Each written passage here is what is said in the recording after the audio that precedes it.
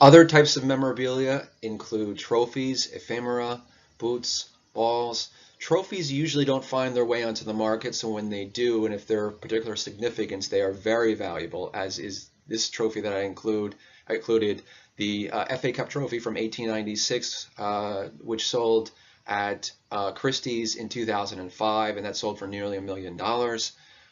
Ephemera is not valued that much, just because with ephemera, these items they're produced on a mass scale. They're printed out. Tickets are printed out, and so there's thousands. In some cases, it depends on what particular event, what the items are related to.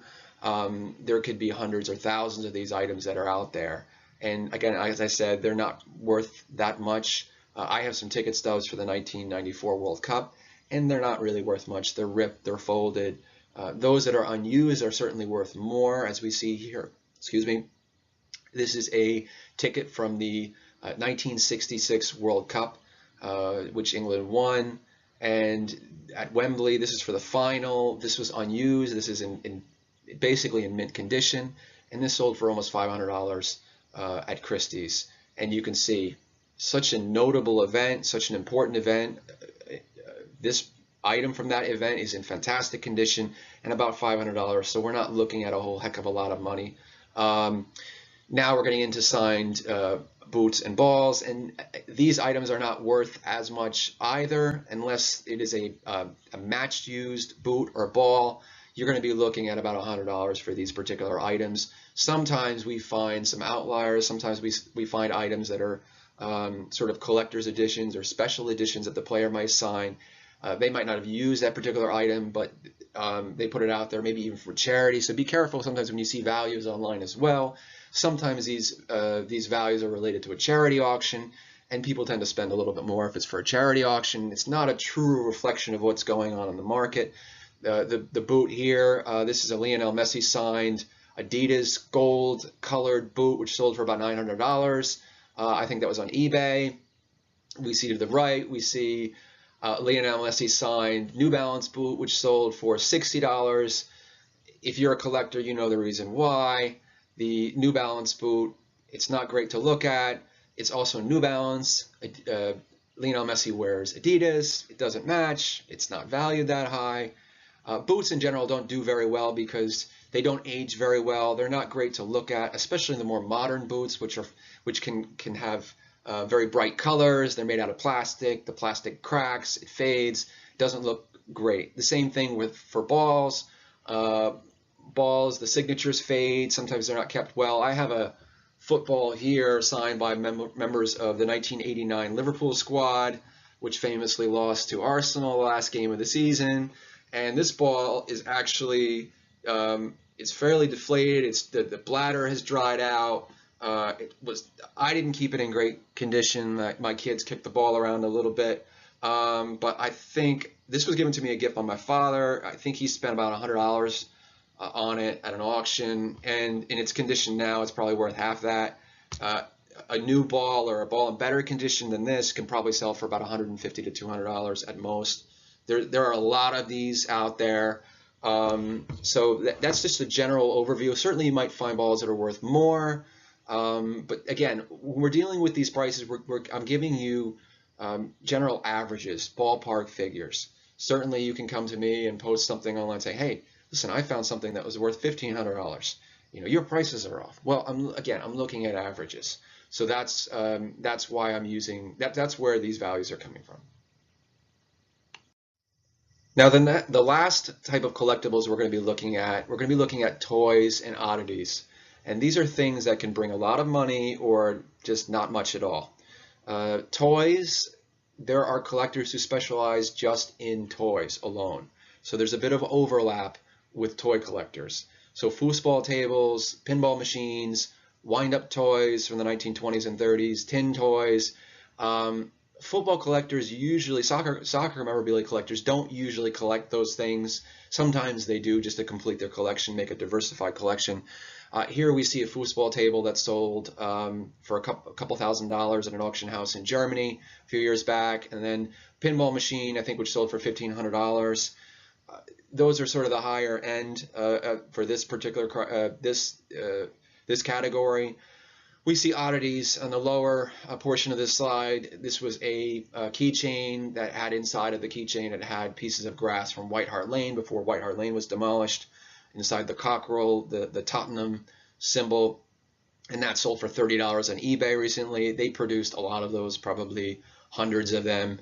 I see a lot of them are selling on eBay. Started selling them, I think probably around August, and they're still selling them. So there's a lot of them. Seat backs. Seat backs are a little bit more valuable, especially if it's an older seat back from a stadium that was demolished. This particular seat back sold for $86 on eBay. It was a seat back from Wembley before they demolished Wembley in 2000.